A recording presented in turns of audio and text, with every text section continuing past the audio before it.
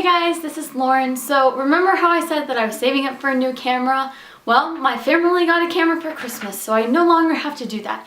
But that also means that my videos are going to be clearer from now on way sooner than I thought they would. So I'm doing this video with my new camera. Actually, it's a family's camera, but you know, whatever. I'm going to do the scavenger hunt for your bookshelf. It's a tag that's been going around, and I'll link the original in the description box down here. And I saw this on the Little Book Owl, and I thought it looked like lots of fun, so I watched the original video, got all the questions, and now let's do this. Okay, so I have my paper here in my hand, and so if I look down, it's because I'm reading this. Okay, find an author's name or title with the letter Z in it. Everybody's been doing The Book Thief, and I do have that book, but let me see if I can find something better. Oh, that was surprisingly easy. Okay, so this is the unofficial Harry Potter cookbook by Diana Birchels. I'm totally butchering this name. But see, there's a Z right there. The camera won't focus. I still have to figure this thing out. I love this book. I've made lots of recipes out of it, and it's the unofficial Harry Potter cookbook, so what else could you want? Next item on the list, find a classic. For this one, I will be right back. Okay, Wuthering Heights by Emily Bronte. This is probably one of my favorite classics. It's a little creepy, but I love this one. So classic, check. Okay, next one. Find a book with a key on it. This is going to be difficult. I don't know if I have any of them. I found it! Okay, so this is Inkheart by Cornelia Funk. But there's the key. Anyway, I love that book. Alright. Next one. Find something on your bookshelf that is not a book. This one is super easy. Okay, so I have my Ultimate Frisbee there. I have these little blocks that are chalk. I made them with my friend Hannah. Let's see. I also have Hermione's wand. I like Harry Potter, in case you can't tell. I have some candles. This is actually the third one on my shelf. It smells really good. I love this candle. And then my typewriter's down here. I'm not going to pick it up because it's super heavy and I don't want to drop it. Next question. Find the oldest book on your shelf. This one is super easy. Let's see. Okay, so I think that it's this book. This is The Secret of Red Farm by Carolyn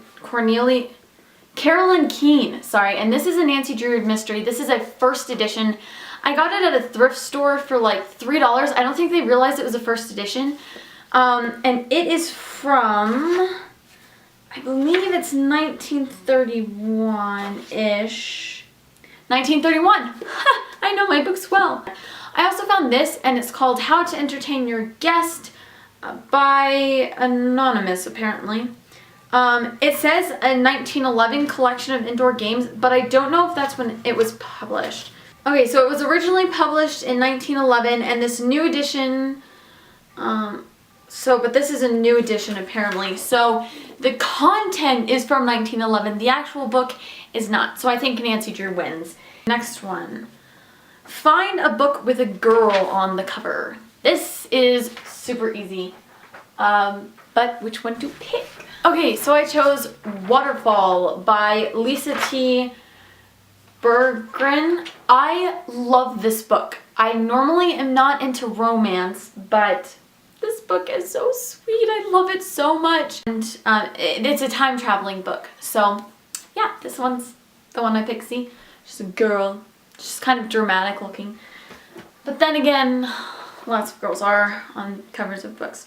Find a book that has an animal in it. Alright, Dragon Quest by Danita K. Paul. It has a dragon on the cover and it's about dragons. This is the second book in the series. I lent the first book to someone a really long time ago and I never got it back.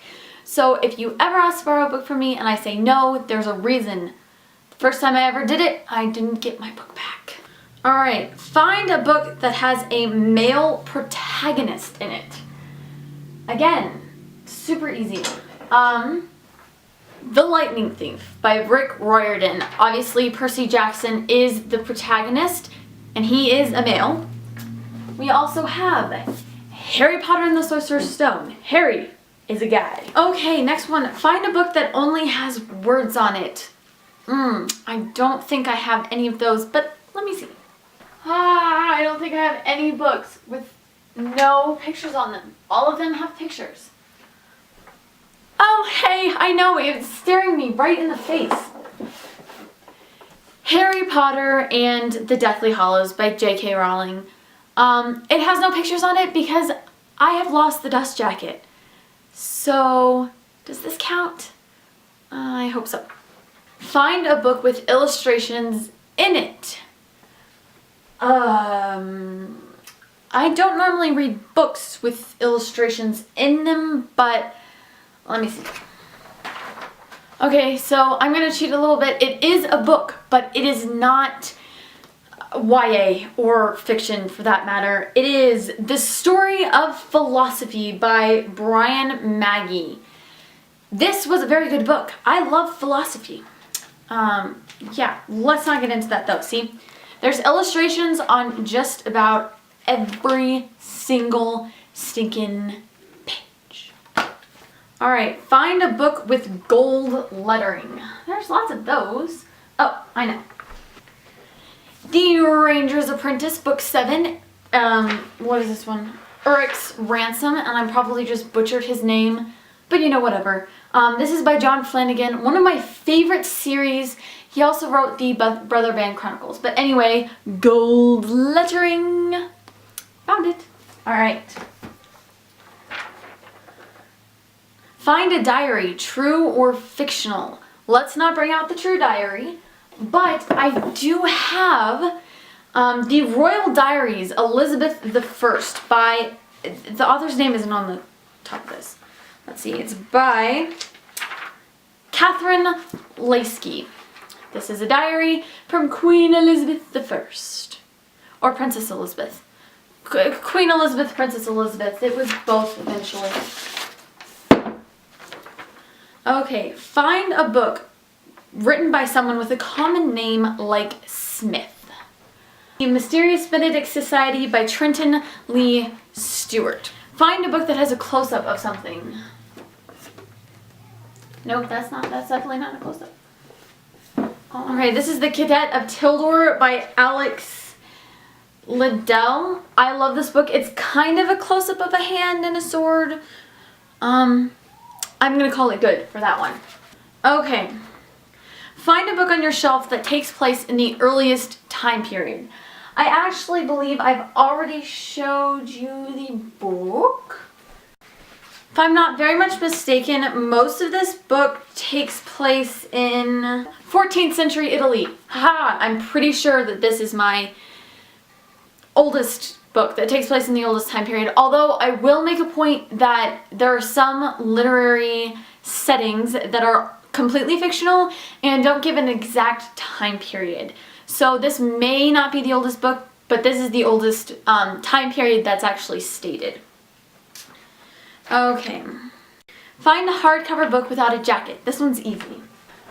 Pride and Prejudice by Jane Austen, and this one obviously doesn't have a book cover because it doesn't need one. It's gorgeous. I love, love, love this book too. Both of the classics. Alright. Find a teal/turquoise colored book. Oh, I think I know one.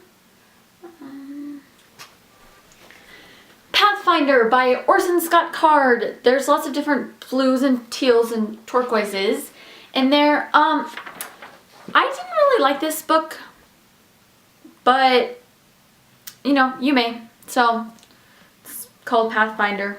It's the first book. Find a book with stars on it. Oh, this one's gonna be hard. Haha, I found it. Harry Potter and the Goblet of Fire by J.K. Rowling.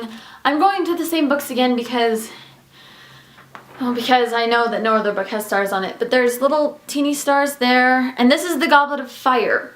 So, yeah. That was easier than I thought. Then again, I'm not being very creative today. Oh, there goes the wands. Alright, last one, find a non-YA book. Ha! I sorted them all, so they're all nice and sorted. Anyway, Bitter Chocolate by Carol Off. Yes, Carol Off. This book was amazing, to say the least. It's about the history of chocolate, and it's called Bitter Chocolate because chocolate has a very bitter history, and there's a lot of child slavery and death and poverty and greed involved in the history of chocolate. So I am a pastry chef, and that's part of the reason why I have this book. But yeah, so that's it. That is it for the Bookshelf Scavenger Hunt. So I will see you guys soon, and yeah, see you guys soon. Bye. Thanks for listening. How do I turn this off?